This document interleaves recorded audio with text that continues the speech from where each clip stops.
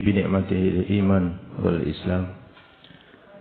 Alhamdulillah binikmatil sihah wa afiyah. Alhamdulillahilladzi hadana lihada wa ma kunna linahtadiya laula an hadana Allah.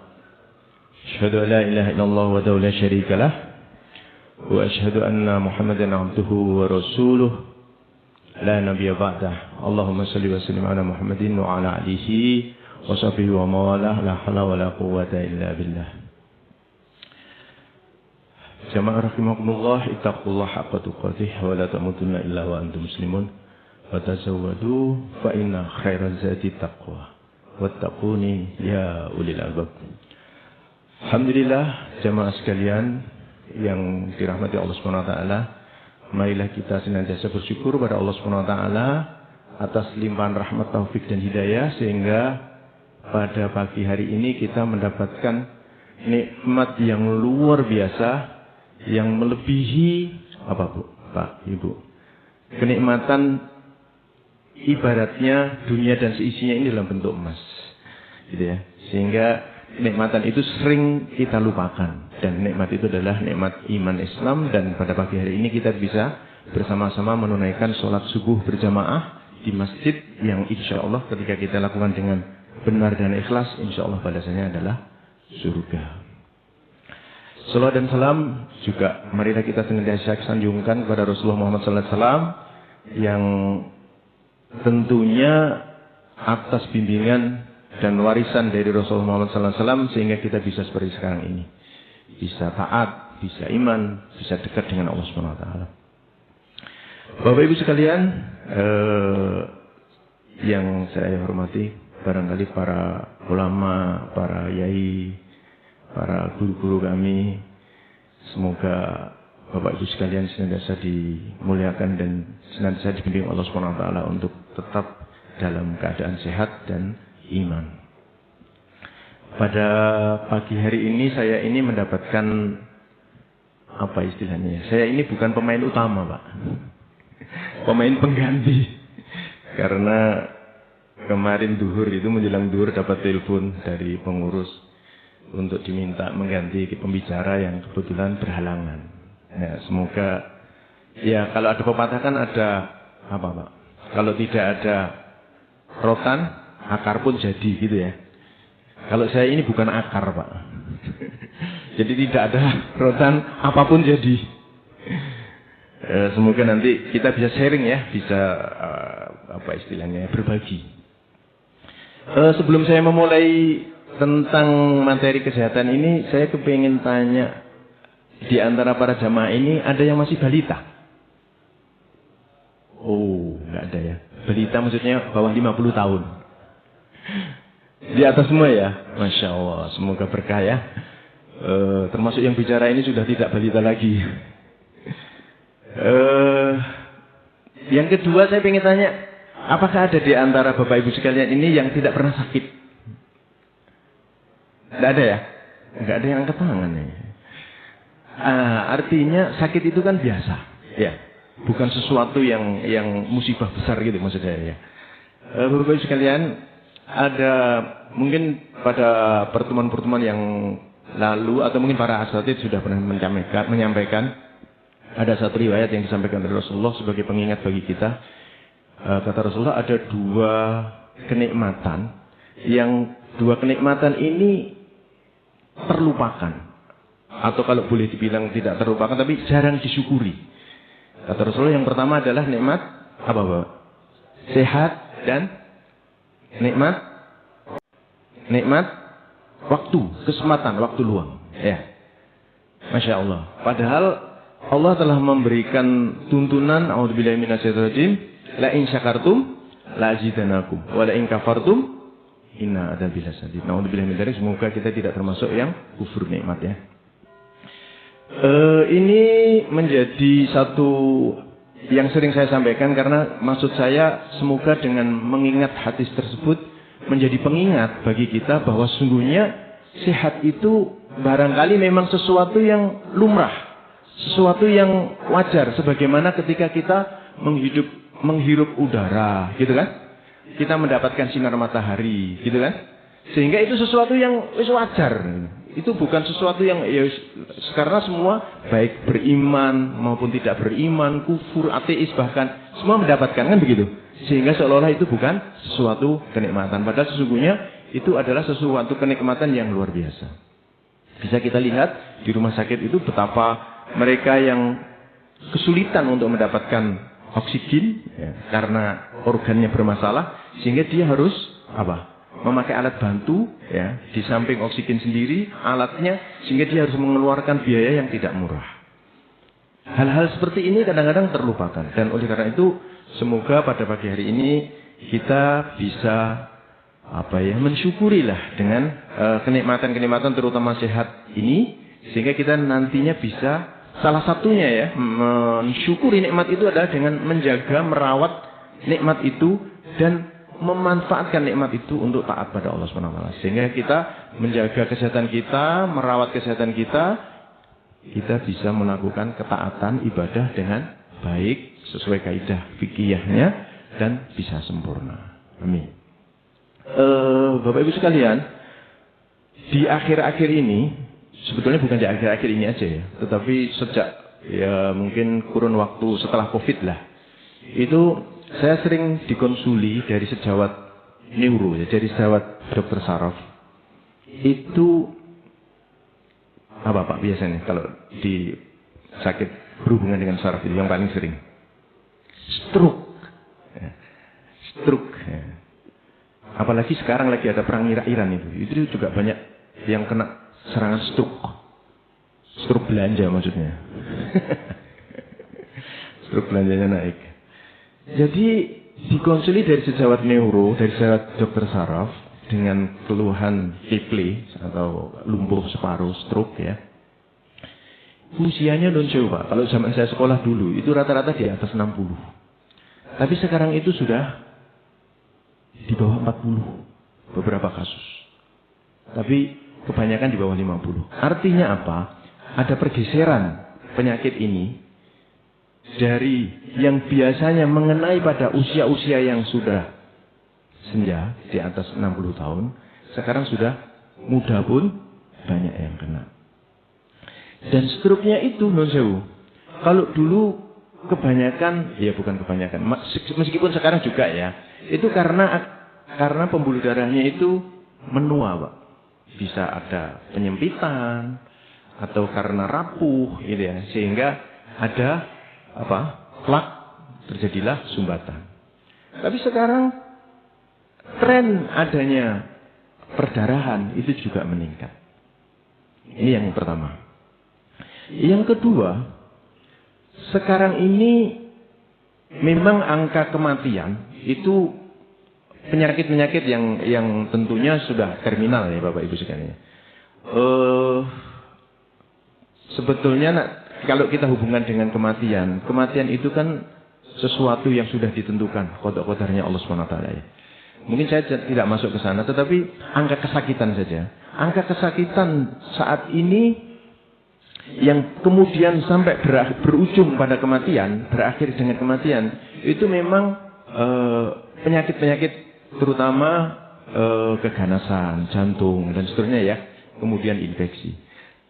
Nah, ternyata di samping penyakit-penyakit utama itu untuk yang kesakitan, kalau zaman dulu memang murni angka kesakitan di kunjungan rumah sakit itu kebanyakan penyakit infeksi.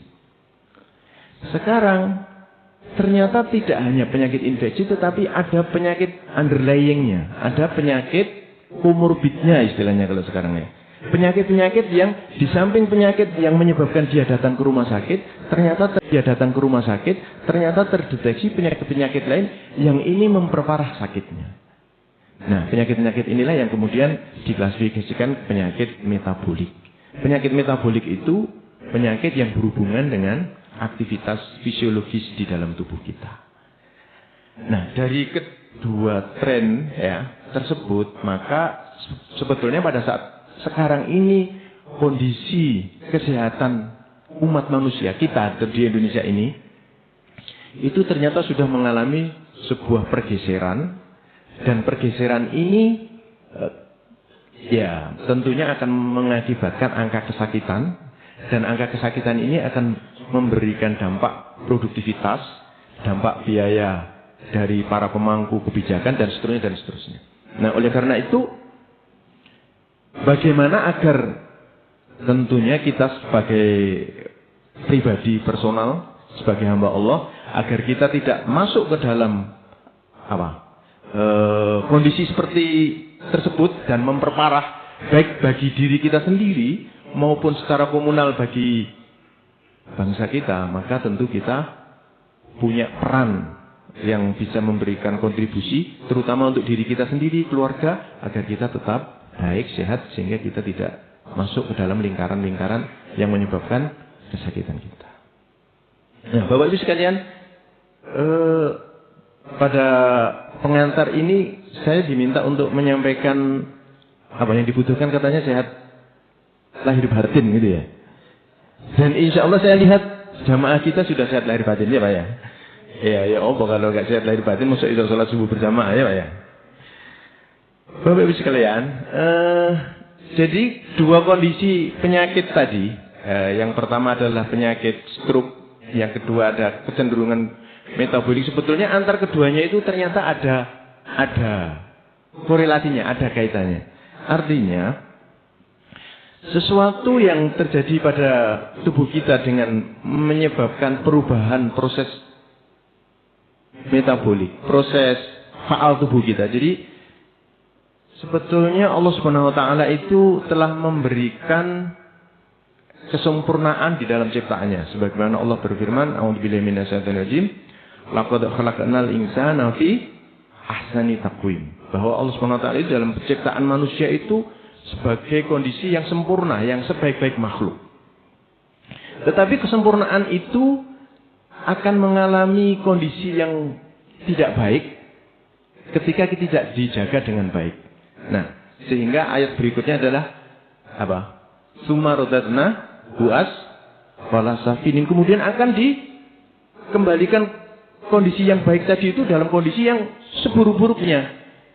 Kalau dalam konteks ayat ini, ketika tidak beriman tentu akan kembali ke mendapatkan azab Allah Subhanahu wa taala. Illal ladzina amanu, kecuali orang-orang yang beriman. Artinya dari ayat tersebut kita bisa mengambil hikmah bahwa Allah Subhanahu wa taala itu dalam menciptakan kita itu sebetulnya dalam kondisi yang baik.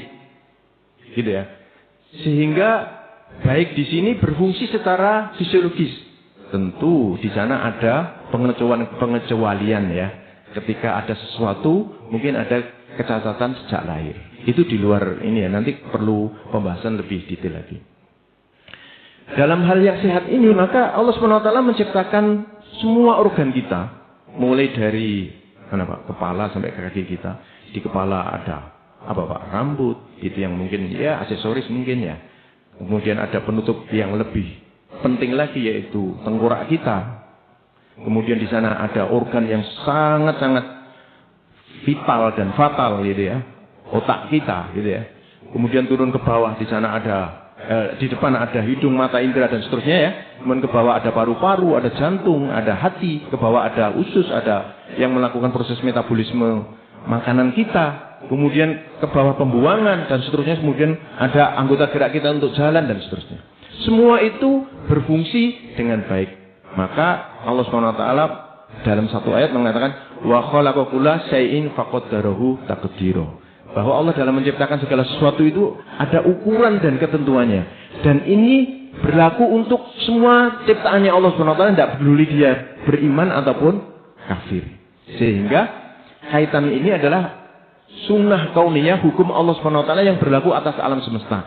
Dan kita semua mendapatkan itu. Kemudian kembali, bagaimana ini tetap terjaga dalam kondisi yang baik-baik saja. Maka di sanalah kemudian Allah SWT memberikan berbagai macam sarana. Dengan wahyunya, petunjuknya, kemudian dengan rasulnya, kemudian dengan perilakunya dan seterusnya.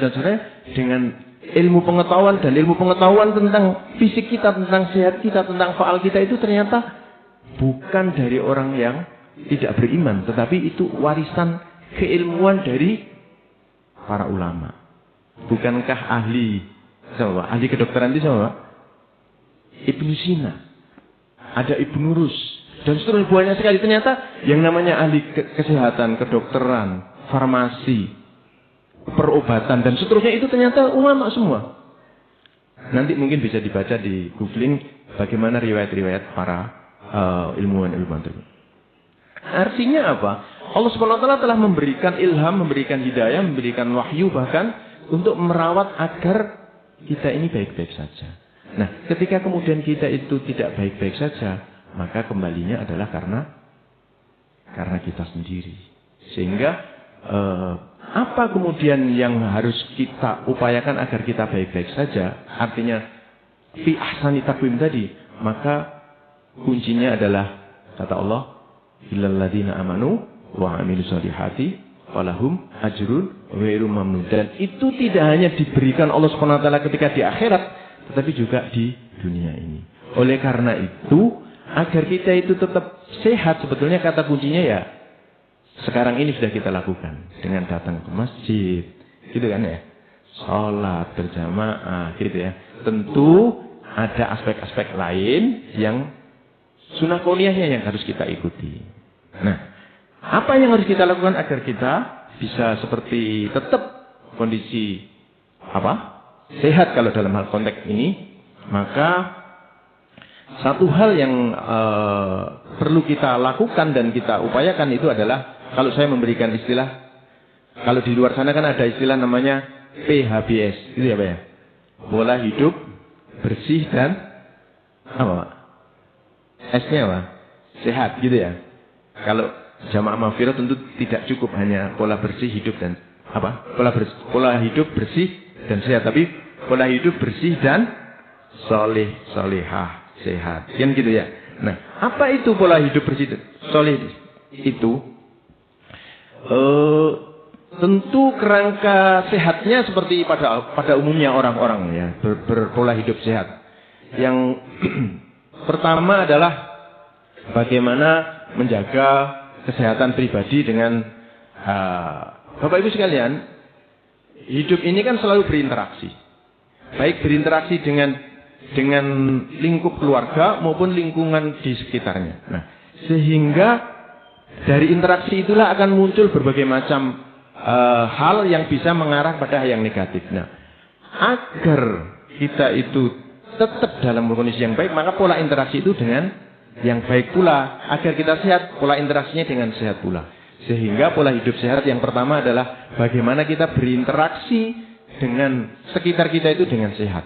Interaksi pertama adalah interaksi dengan apa Bapak Ibu sekalian? Dengan sesuatu yang masuk ke dalam diri kita. Apa? Makanan, minuman. Maka kalau kita beriman, maka makan dan minum kita syarat pertama adalah halal.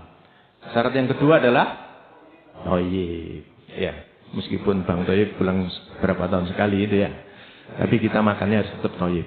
Nah, kalau sudah memenuhi standar ini, maka khalas, insya Allah sehat. Kenapa? Karena sumber penyakit itu pada hakikatnya adalah ketika tidak halal dan bahkan tidak thayyib. Khamr misalnya, asap nun sewu, meskipun ya saya tidak membahas tentang ini, tapi asap itu sesuatu yang nggak baik. Kemudian bukan hanya itu, dari sisi kuantitas, kualitas, ya. Kualitas itu berarti berlebihan juga nggak baik, kuantitas jumlahnya berlebihan juga nggak baik. Nanti akan berdampak berikut. Itu ya terkait dengan makanan. Makanya kata Allah Subhanahu Wa Taala, kulu wasrobu wala tusrifu. Yang kedua adalah bagaimana kita berperilaku sehat. Yang berikutnya dari makanan interaksi, kemudian kita bersinggungan dengan lingkungan. Maka bersinggungan dengan lingkungan ini kita juga harus menjaga kondisi kita agar tetap baik-baik saja. Dengan bagaimana? Dengan yang bersih. Bersihnya apa? Insya Allah kita sehari minimal 5 kali kita bersuci. Dan bersuci tentunya insya Allah itu akan sudah menunjukkan betapa kita itu, Islam itu, agama kita ini mengajarkan dalam konteks kebersihan.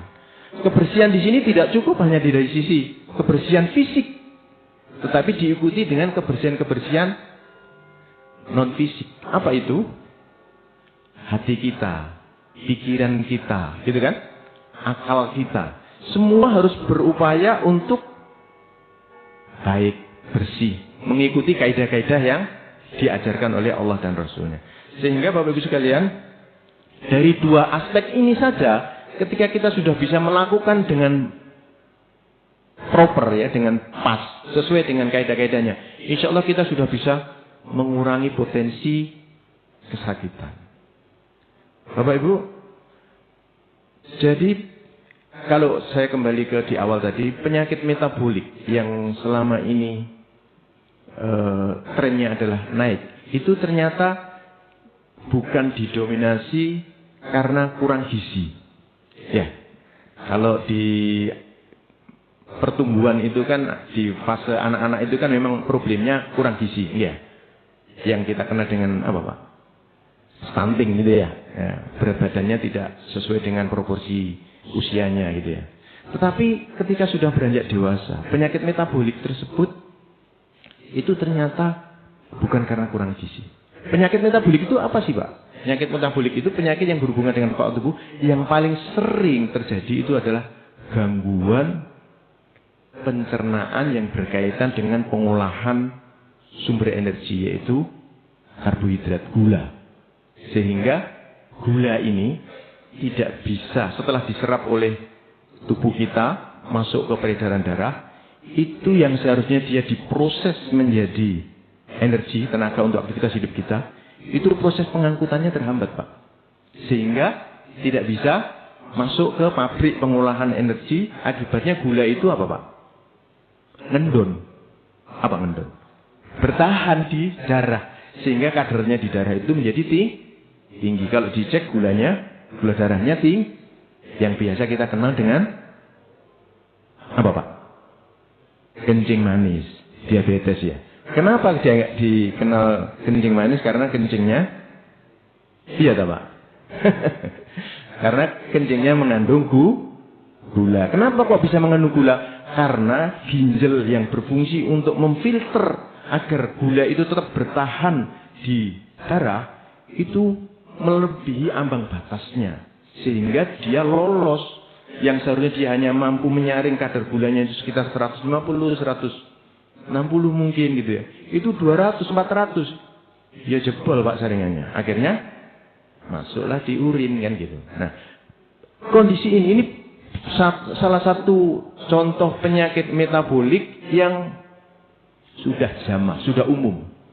Dan mengenai pada mereka-mereka yang ternyata bukan karena kurang gizi, tetapi karena bisa jadi kelebihan gizi atau salah dalam memilih menu ya, karena nurutin apa tadi yang diingini, bukan menuruti apa yang dibutuhkan gitu ya.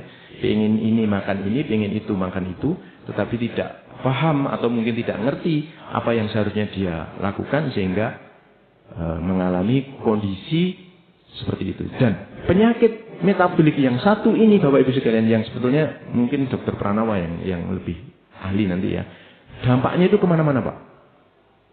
Karena apa? Karena gula yang sebagai sumber energi untuk aktivitas sel, aktivitas organ, aktivitas sistem organ, itu tidak bisa masuk. Semua sel tubuh kita itu ada bagian pengolahannya. Mata kita ada, saraf kita ada, gitu ya. Jantung kita ada, paru-paru kita ada. Semua masing-masing sel itu punya namanya, kalau kita dulu belajar di dalam teori sel itu ada namanya mitokondria, Pak. Itu semua sel, semua jaringan ada yang fungsinya untuk membentuk energi dari gula tadi untuk dipakai untuk aktivitas kelayakan hidupnya. Itu karena gulanya tidak bisa masuk ke masing-masing pabrik pengolahan di masing-masing jaringan. Akibatnya apa, Pak? Jaringan itu sementara kan butuh hidup, butuh tenaga. Dia bagaimana tentu ini? Maka ini sudah qadarullah. Allah sudah menciptakan sesuatu yang sunnah kauniyah ya. Artinya ketika sumber energi itu tidak ada, maka tubuh akan mengkonvert jaringan yang ada di sekitarnya itu untuk dirubah menjadi energi. Maka pertama yang akan menjadi support kekurangan gula tadi adalah lemaknya, gajinya. Iya, kalau kulit mungkin masih ada, di bawah kulit masih ada gajinya ya, Pak. Tapi kalau di saraf, gaji dari mana? Kalau di apa Pak? Otak, gaji dari mana? Kalau di ginjal, gaji dari mana? Gaji kan lemak itu kan pada umumnya di mana? Di bawah kulit, gitu kan? Di dalam perut, ya, lemak visceral. Itu masih mungkin. Lah kalau misalnya sel saraf, sel retina, sel ginjal dari mana? Maka tidak ada gajinya, tidak ada lemaknya. Maka yang dirubah adalah proteinnya. Terjadi gluconeogenesis, pembuatan tadi proteinnya. Nah, kalau protein semua jaringan dipakai, padahal protein itu adalah sel pembangun, sel untuk regenerasi. Kalau ada yang rusak, bahan baku untuk mereplikasi, mengganti sel yang rusak tadi, itu adalah protein. Itu loh dipakai, dirubah menjadi gula, dipakai. Akibatnya apa Pak?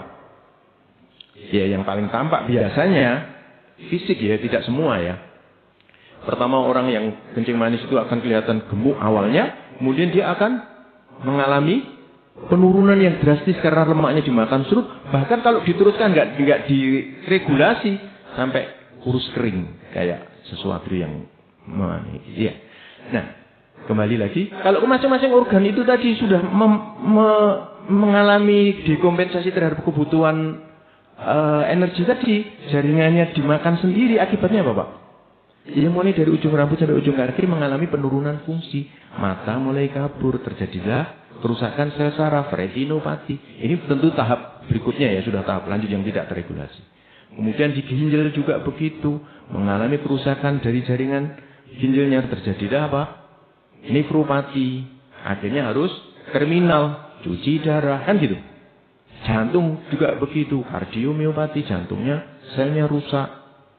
Ya sudah, kalau yang vital-vital itu rusak, ya sudah semua akan tergantung dengan alat bantu. Nah, inilah sesuatu yang sangat sederhana sebetulnya ya. Tapi kalau kita tidak paham, tidak mengerti apa yang harus kita lakukan, akibatnya jadi kompleks. Meskipun memang Allah Subhanahu wa taala itu sudah memberikan sejak awal kan. Kata Allah di dalam surah Al-Mulk ya, wa khalaqa kulla allati khalaqal mauta wal hayata liyabluwakum ayyukum ahsanu amala. Memang hidup ini memang ujian, hidup ini ibtilah. Nah, tapi ibtilanya, ujiannya itu sebetulnya Allah sudah memberikan jawaban. Nah, jawaban-jawaban itulah yang harus kita ikuti sesuai jawaban Allah. Kenapa? Jawaban yang agar kita mengikuti pada jawaban-jawaban dari Allah Subhanahu wa taala itu sebetulnya kita senantiasa memohon. Tapi masalahnya kita itu nyadar enggak kita itu memohon? Nyadar ini. Kita kan setiap saat kita minta petunjuk. Ihdinas siratal mustaqim. Hidup kita memang selalu dalam persimpangan. Ketika kita makan, harusnya kita bismillah, kita harus bertanya, sing tak makan ini apa ya, Rek? Ini sesuai ta, Rek? Ini halalan thayyiban ta? Harusnya begitu kan. Tapi kadang-kadang kan otomatis. Ya, otomatis wis. Oleh berkatan wis, wis karo, pokoknya weteng luwih enak mangan. Nah, itu. Inilah Bapak Ibu sekalian, hal-hal yang sederhana yang kita kadang-kadang lupa. Nah, majelis-majelis seperti ini sebetulnya adalah majelis wa tawassaw bil haq wa tawassaw bis sabr yang kita harus selalu saling mengingatkan. Nah, kembali ke awal tadi. Jadi Bapak Ibu sekalian, kondisi-kondisi yang tadi itu, maka kita bisa mengantisipasi. Kalau boleh saya ini kan ya sampaikan tipsnya apa ya? Tipsnya tadi sebetulnya ya pola hidup soleh tadi ya Pak ya. Tapi pola hidup bersih dan soleh tadi perlu dijabarkan dalam bentuk aksi nyata, bukan hanya slogan. Bagaimana aksi nyatanya? Bapak Ibu sekalian, kita itu hidup ini ada dua aspek sebetulnya. Maksud saya diri kita ini sebetulnya minimal ada dua aspek yang ada pada diri kita. Aspek pertama adalah aspek fisik kita. Gitu iya Pak ya. Yang kedua adalah apa Pak? Apa Pak? Ruh. Ya. Menyatunya fisik kita dengan ruh, maka kita hidup. Kalau ruh kita diambil, apa jadinya? Mayat. Ya. Kalau jasad kita nggak ada, ya gak ketok, kan ruh gitu kan. Dan ruh itu hanya Allah yang tahu kan gitu. Nah, artinya apa? Artinya dari dua aspek inilah yang perlu kita kelola. bagaimana mengelolanya? Maka yang perlu kita lakukan agar kita bisa pola hidup bersih dan sehat bukan semata-mata fisik kita, tetapi juga ruh kita.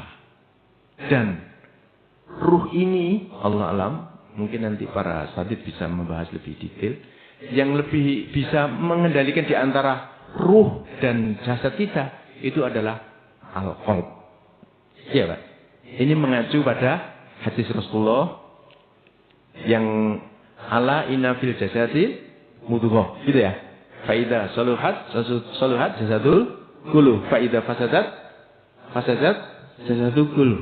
Ala hiya qalbun. Ketahuilah sesungguhnya di dalam tubuh kita itu ada segumpal daging yang apabila segumpal daging itu baik maka baiklah seluruhnya, dan sebaliknya ketika segumpal daging itu buruk maka buruklah semua. Nah, kesatuan antara jasad dan ruh itu yang menjadi pengendali adalah hati kita. Oleh karena itu, hati inilah yang harus selalu kita jaga, kita sibogoh, kita celup, kita cuci, kita lumuri dengan sibogohnya Allah. Apa itu sibogohnya Allah? Ya agama kita, Al-Quran kita. Kalau sudah bisa begitu, maka insya Allah akan terkendali semua. Bukankah kita ingin makan itu sebetulnya yang mengendalikan apa? Keinginan. Iya. Kalau kita di bulan Ramadan itu gimana Pak? Gak makan itu. Diam. Biasa kan?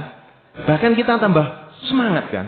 Tetapi kalau di luar Ramadan, coba kira-kira kalau nggak makan itu ya Pak, di situ ada pesta gitu ya. Kebetulan kita diundang di pesta itu. Kalau kita nggak makan itu kira-kira ya Pak, yang ngelek itu Pak. Kan gitu ya. Artinya apa? Itu kembali kepada niat, kembali kepada hati. Nah, kalau hati kita sudah dikelola dengan baik, maka insya Allah akhirnya akan baik. Maka dengan melakukan ibadah, apakah itu ibadah ritual maupun ibadah sosial, semua akan bisa mengendalikan. Maka kalau di luar sana PHBS-nya itu mulai dari keseimbangan gizi, gitu kan? Terus kemudian pola hidup bersih, kemudian apa lagi Pak? Mengelola stres, gitu ya? Istirahat yang cukup, olahraga dan seterusnya. Sebetulnya dengan kita mengelola aktivitas mengikuti kaidah-kaidah yang sunnah itu semua sudah tercakup. Cuma masalahnya kita itu apa enggak? Termotivasi itu enggak. Nah, disitulah Bapak Ibu sekalian, maka kembali kalau kita sudah menjaga agama kita, insya Allah. Nah, untuk bisa ke sana gimana? Maka satu-satunya jalan adalah kita harus menata mindset kita, menata pola pikir dan pola hati tadi. Karena letaknya di hati, akal kita itu kita pakai untuk menundukkan hati dan mengarahkan hati kita itu kepada nilai-nilai yang sunnah, nilai-nilai rohaniah. Gimana caranya? Tidak bisa tidak kecuali dengan apa Pak? Tolabul ilmi. Yeah. Menuntut ilmu. Loh Pak, ilmu ini salah tak kok dituntut? Mencari ilmu ya, bukan menuntut ilmu di pengadilan ya. Artinya apa? Menuntut ilmu itu ya kita tolabul ilmi, dan tolabul ilmi itu bukan semata-mata asal-asalan, tetapi kita menuntut ilmu itu kalau istilahnya ulama itu atalaki litanfid. Kita bertalaki, kita berilmu, mengilmui itu dengan untuk dilaksanakan, untuk kita implementasikan, bukan hanya sekedar masukan, apalagi hanya untuk debat. Salah itu, bid'ah itu, enggak itu, tetapi untuk bagaimana kita melakukan ibadah sesuai dengan ini itu dan kalau ada sesuatu yang kurang pas, ya kita nasihati dengan benar, dengan baik, dengan tausibil haq atau tausibil sabr atau tausibil. Nah, kalau sudah begitu, maka insya Allah akan terjadi proses internalisasi dalam tubuh kita, dalam pikiran kita, akal kita. Kemudian tadi jangan lupa sibogoh dengan qalbiyah kita, maka akan terkendali hati kita. Insya Allah, khalas. Pola hidup kita akan baik, teratur, ya, bersih semuanya juga. Karena penyakit-penyakit sekarang ini Bapak Ibu sekalian, apakah itu penyakit saluran pernafasan, apakah itu penyakit utan, apakah itu penyakit, macam-macam. Itu semua karena tingkah pola. Ya. Jadi pola hidup kita yang katanya Dokter Agus apa? Kakean pola. Kenapa muncul penyakit HIV? Kenapa muncul ini? Ya apa gimana tidak? Dan sekarang penyakit HIV itu luar biasa. Under ininya ya, di bawah ibarat gunung es itu luar biasa. Kenapa? Karena pola sosial kita itu sudah mengalami kerusakan. Apa Pak? LGBT. Dan LGBT itu bukan gaya hidup baru-baru ini, enggak. Ketika zaman Nabi Lut sudah ada. Iya. Dan itu ditumpas. Tetapi namanya peradaban manusia akan selalu. Nah, untuk bilang ini, semoga kita semua terjaga di sana. Maka dengan kita membekali keilmuan secara benar, utuh, dan konsisten, dan insya Allah majelis di Maghfirah ini sudah lumayan tertata dengan baik ya. Tinggal bagaimana kita ikut di dalamnya dan kita menyemarakkan dan kita. Nah, ilmu tadi yang utama adalah ilmu agar kita, kuncinya kan semua masing-masing ada kuncinya nih Bang ya. Ilmu apa sebetulnya ilmu itu? Ilmu yang utama agar kita bisa mengilmui ilmu yang kita dapatkan dan kita melaksanakan itu tidak dan tidak bukan adalah ilmu yang berkaitan dengan akidah kita, ketauhidan. Kenapa? Kalau kita mantep tauhidnya, akidah kita, maka kita ngerti informasi begini, kita akan merasa, oh iya, berarti aku selama ini salah, aku harus begini, oh iya, begini. Nah, karena ilmu tauhid ini letaknya di hati, letaknya di hati. Hati nanti akan mengendalikan. Oke, semua akan. Kemudian diikuti dengan ibadahnya, gitu kan? Fikihnya, akhlaknya, dan seterusnya. Akhirnya kayak ilmu-ilmu saat ini, ilmu-ilmu terapan, kesehatan terapan.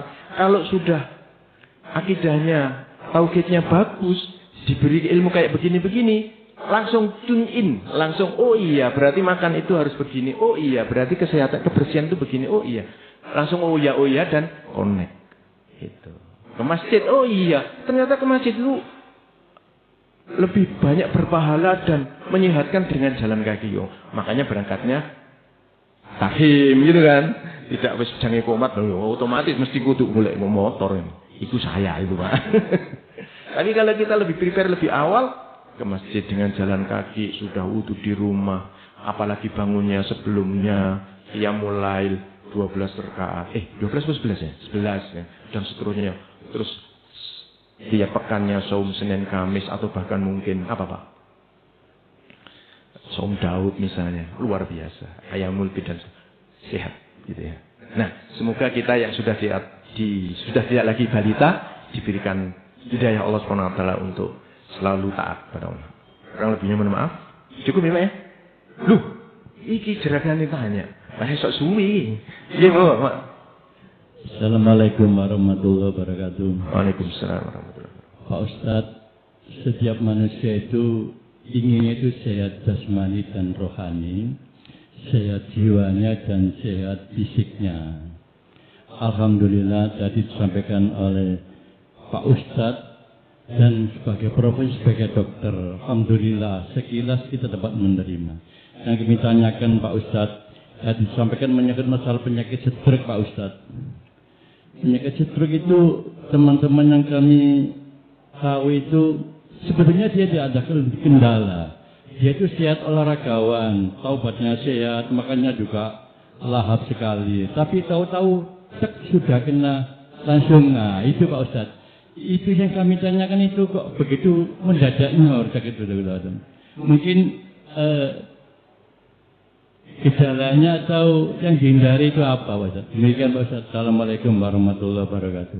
Waalaikumsalam warahmatullahi wabarakatuh. Ini pertanyaannya sedikit, jawabannya yang kalor itu kemana-mana ini. Bapak Ibu sekalian, stroke itu kalau di ini kan jadi kalau dulu istilahnya stroke itu zaman saya masih sekolah itu namanya CVA Pak, cerebrovascular accident. Jadi pembuluh darah otak itu yang mengalami kecelakaan. Namanya kecelakaan itu kan, ya kecelakaan di jalan itu gimana Pak? Nggak bisa diprediksi kan gitu ya? Ya wis moro-moro ngono ya kan? Itu dulu. Tapi setelah ada studi kohort yang ada di luar negeri di Amerika itu mencatat kesehatan seseorang sejak lahir sampai dia mati. Itu kemudian dari penyakit stroke ini diruntut. Inilah posisi sejarah impian kehidupan itu. Nah, kemudian ada dari situ kemudian menjadi sebuah ibroh pelajaran. Oh, berarti angka stroke itu kebanyakan mengenai ini. Nah, maka di sana ada namanya faktor risiko, Pak. Jadi stroke itu istilahnya sekarang bukan lagi CVE tapi gangguan pembuluh darah otak. Ya, gangguan pembuluh darah otak itu bisa penyumbatan, bisa perdarahan, gitu ya. Banyak ya, gitu ya. Nanti sumbatan ada karena menyempit saja, ada karena gumpalan darah kan gitu. Nah, itu ya. Itu ya. Nah, dari studi tadi Bapak, stroke itu ternyata ada namanya faktor risiko. Faktor risiko itu diklasifikasikan ada 2, Pak. Yang pertama, faktor risiko yang tidak bisa dikendalikan. Artinya kita tidak bisa mengendalikan siapapun. Apa itu? Apa, Pak? USIA. Apa, Pak? Usia. Kalau sudah dekade di atas 60-an, ya wis pasti risiko. Nah, makanya jagalah hati. Nah, insya Allah nanti akhirnya risiko-risiko itu bisa akan seperti itu. Kemudian yang kedua, faktor risiko yang tidak bisa dikendalikan. Yang bisa dikendalikan. Apa itu? Nah, ini yang bisa dikendalikan. Apa itu? Yang pertama dari studi tadi, namanya studi Framingham. Nanti bisa ditanyakan di AI. Saya kan dokter lu pinter di AI, Pak. Yang pertama itu hipertensi, Pak. Darah tinggi. Nah, darah tinggi itu orang yang sudah punya darah tinggi itu resikonya 7 kali kena stroke dibandingkan orang yang tidak darah tinggi. Dan jangan diasumsikan darah tinggi itu ada gejala, tidak. Jadi ada pasien itu, Pak, tidak pernah mengeluh darah tinggi. Aku lo sehat, gak pusing, gak apa-apa. Mosok di tensi kurang atas lu. Memangnya tensi berhubungan dengan keluhan? Enggak, Pak. Belum tentu. Gitu ya. Karena asumsinya kalau darah tinggi itu ngamuan. Terus apa lagi, Pak? Pusing, bla bla bla. Enggak. Gitu ya. Cepet-cepetan ya. Yang kedua, tadi yang tak bahas tadi, kencing manis, Pak. Diabetes. Karena kencing manis tadi patofisiologinya seperti itu tadi dan dia bisa merusak seperti itu tadi. Itu 6 kali. Orang yang punya kencing manis itu 6 kali lebih berisiko daripada orang yang tidak. Oh ya, saya jelaskan sekalian ya. Darah tinggi yang dimaksud darah tinggi itu seperti apa? Darah tinggi itu orang yang tensinya tanpa obat, tanpa regulasi obat. Itu saat ini, Pak ya, berdasarkan Perhimpunan Dokter Jantung di Amerika itu. Sekarang itu sistolnya maksimum 130. Kalau dulu kan 140. Ternyata direvisi. Kenapa? Karena bisa jadi meskipun itu masuk bukan darah tinggi, ternyata risiko orang yang kena penyakit-penyakit dampak dari darah tinggi itu 140 pun kena. Sehingga diturunkan 130. Kalau 140 itu sudah darah tinggi level 1. Gitu ya. Saya kaget juga itu. Loh, 130 per 80 tentu ya. Terus kemudian kalau di atas itu ya udah darah tinggi. Berapapun usianya ya. Kan dianggap oh, 100 mau gak apa-apa. Aman iku. Semen kan memang tua bisa. Mau 70 ya 1 second. Padahal enggak ya tetap tua, muda sama. Ya, gitu ya. Kemudian yang diabetes tadi kalau gula darahnya itu yang acak ya, Pak ya. Itu sekitar 100 turun juga 140.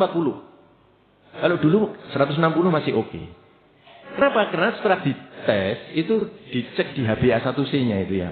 Rata dalam 3 bulan itu bisa lebih dari 6 kalau 160 itu. Nah, padahal sekarang dulu zaman saya sekolah HbA1c itu yang dikatakan prediabetes itu mungkin 6,5 ya. Sekarang sudah turun, Pak. 6 itu sudah prediabetes. 5,7 atau 5,6. Itu baru aman. HbA1c. Jadi gula darah itu tadi ya yang disantai dengan. Kemudian yang tadi ya saat darah tinggi, kencing manis. Dan yang ketiga adalah faktor yang ketiga itu kelainan jantung. Kelainan jantung itu macam-macam. Apakah jantungnya membesar? Apakah iramanya tidak normal? Apakah kelainan katup? Apakah kelainan pembuluh darahnya? Jadi penyakit jantung itu banyak, Pak. Bukan hanya koroner, ya. Bukan hanya jantung bengkak, enggak. Tapi banyak, ya. Tuh, kalau ada salah satu itu, maka dia berisiko. Risikonya 7, 6, 5. 5 kali orang yang kena. Terus yang keempat, dislipidemi namanya. Kolesterolnya. Jadi kalau seseorang kolesterolnya itu terutama yang sekarang juga sudah berubah. Kalau dulu kan HDL. terus trigliserid, LDL. Sekarang LDL di exclude, jadi cuma HDL sama apa Pak? Sama TG. Nah, kalau ini tidak normal, TG-nya harus di bawah 150, kemudian HDL-nya kalau laki-laki kalau bisa di atas 50, kalau wanita bahkan bisa sampai di atas 60. Maka fraksi pembagi antara TG dan HDL itu semakin rendah, resiko pembuluh darahnya semakin baik. Maka kolesterol itu 7, 6, 5, 4 kali beresiko. Baru yang bawahnya adalah faktor gaya hidup. Pola tidur, pola makan, pola kakean polanya tadi itu berikutnya.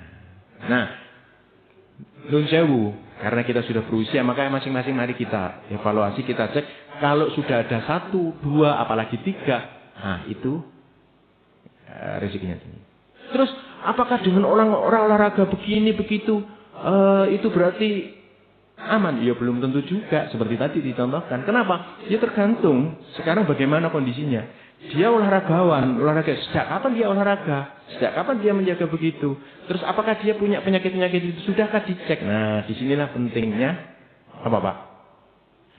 Check up.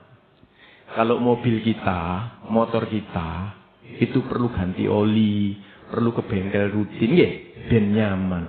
Lah awak kita mosok enggak pernah dirawat, Pak. Kan perlu dicek bagaimana performa tubuh kita, tensi kita. Nah, dari situlah kemudian kita tahu. Terus olahraga itu juga tidak sembarangan, Pak. Olahraga itu harus proporsional. Proporsional itu harus mengikuti kondisi klinisnya. Hasil check up tadi yang dibutuhkan apa? Kalau ternyata ada masalah dengan jantung, dia sembrono, ya teksek, Pak. Itu.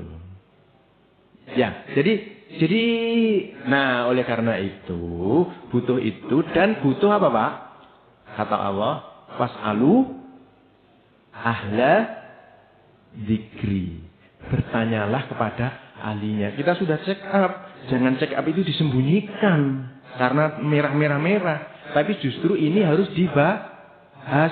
Konsultasikan kepada dokter. Apa rekomendasinya, apa yang harus saya lakukan, pola hidup yang seperti apa, dan seterusnya. Gitu. Nah, tenang. Cukup nih? Iku wis siap di belakang kayaknya. Enggak tahu siapa. Untuk malih. Ini Pak. Gini Pak. Mungkin sing pengen sarapan dulu ya. Ada sarapan ya? Well, ya ini. Assalamualaikum warahmatullahi wabarakatuh. Waalaikumsalam warahmatullahi wabarakatuh. Alhamdulillah disampaikan oleh dokter bahwa semua mengarah ke hati. Ya itu ya. Yang pertama, saya pengalaman untuk merawat orang sakit ya, sakit diabetes mellitus. Ya. Nah, dari situlah itu bisa kemana-mana, Pak. Artinya bisa menjalar lah sampai karena dia menjaga apa, pola makan, pola pikir dan sebagainya. Itu luar biasa. Artinya untuk mengarah ke sana, maka sampaikan oleh dokter tadi ke hati, karena di dalam hati, dalam manusia ada sebuah garam yang namanya hati. Ini pun pernah saya sampaikan, mohon maaf ya, dari rumah sakit gitu ya, saya pengalaman di rumah sakit bahwa itu ada poli yang paling atas, poli jiwa. Kemudian ke bawah lagi ke poli mata, ke poli THP, ke poli gigi, kemudian poli jantung saraf internal. Karena ya. Kemudian lagi, mohon maaf, tidak ada poli hati. Pernah saya sampaikan itu ya. Yang berikutnya poli dalam atau poli gastro dan sebagainya itu ya. Itu bisa mendarat ke mana-mana. Tetapi sisi lain, Allah memberikan yang luar biasa. Tidak ada di rumah sakit poli hati, tidak ada. Itu menurut saya. Tapi kalau mau dokter menyampaikan, monggo. Nah, dari situlah maka semua organ yang paling utama menurut saya, itu adalah hati. Itu bisa dicek nanti di surat Al-Isra ayat 36 itu ya. Ya, mohon maaf untuk menjelaskan masalah penyakit dalam ini ya.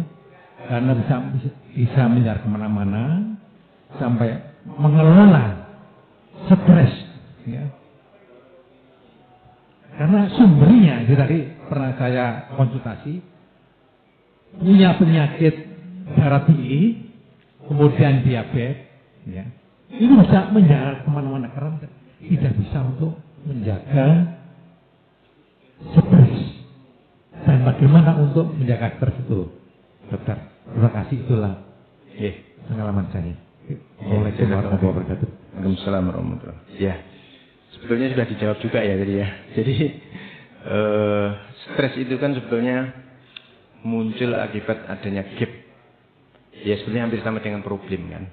Gap antara harapan, ya, keinginan dan kenyataan. Ngerti? Karena ada gap, ya tergantung gapnya. Semakin lebar gapnya, semakin tertekan, semakin stres gitu ya. Makanya ada anekdot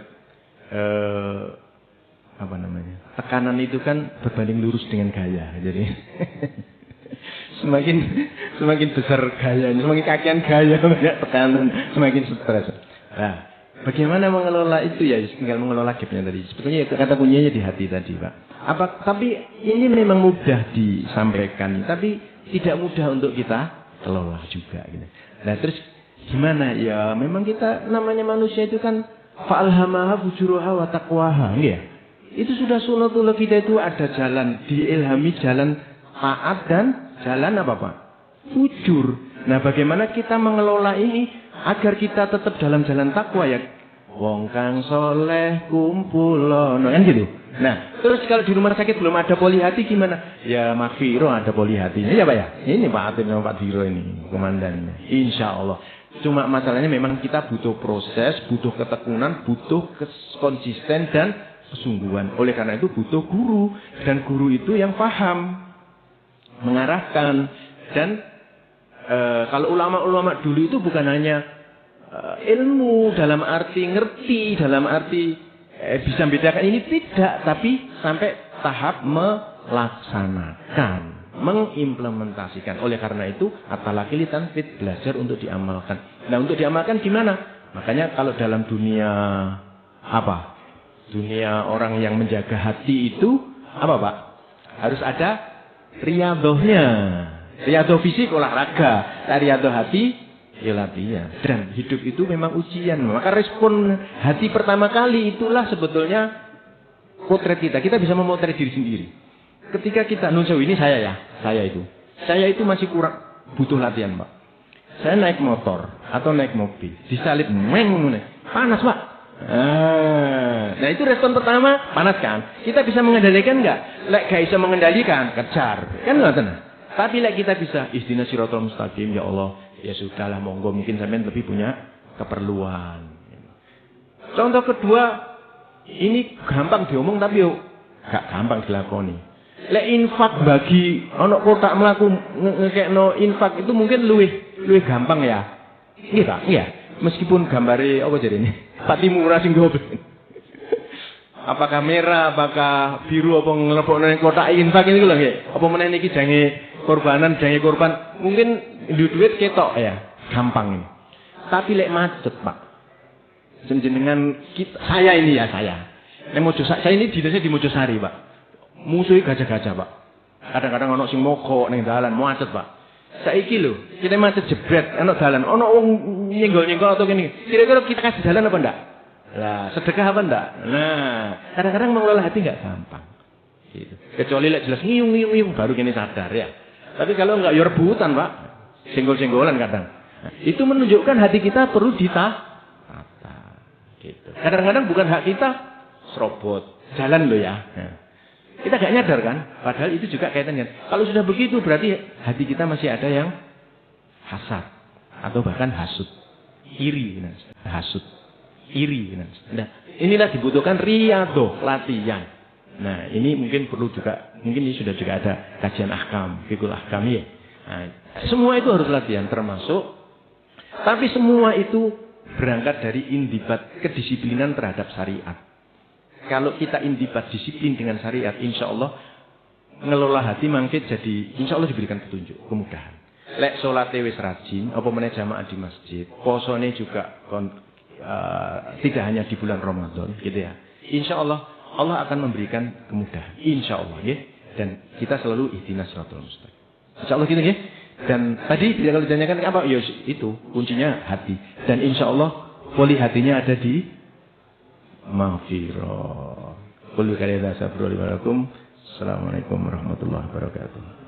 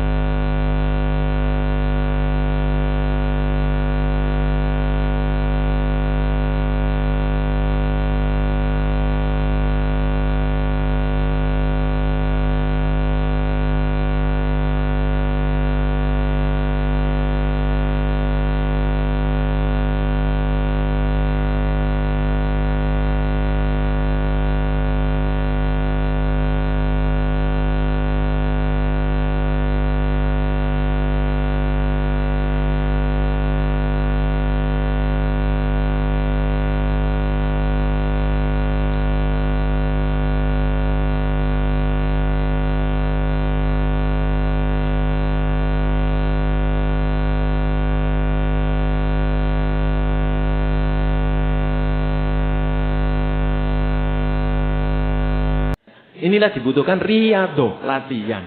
Nah, ini mungkin perlu juga, mungkin ini sudah juga ada kajian ahkam, fikul ahkam ya. Nah, semua itu harus latihan termasuk, tapi semua itu berangkat dari indibat kedisiplinan terhadap syariat. Kalau kita indibat disiplin dengan syariat, insya Allah ngelola hati mangkit jadi, insya Allah diberikan petunjuk, kemudahan. Lek sholatnya wis rajin, apa meneh jamaah di masjid, posone juga tidak hanya di bulan Ramadan, gitu ya. Insya Allah Allah akan memberikan kemudahan, insya Allah ya. Dan kita selalu ihdinas siratal mustaqim. Insya Allah gitu ya. Dan tadi kalau ditanyakan apa, ya itu kuncinya hati. Dan insya Allah poli hatinya ada di maghfirah. Qul kaliya tasabbu alaikum. Assalamualaikum warahmatullahi wabarakatuh.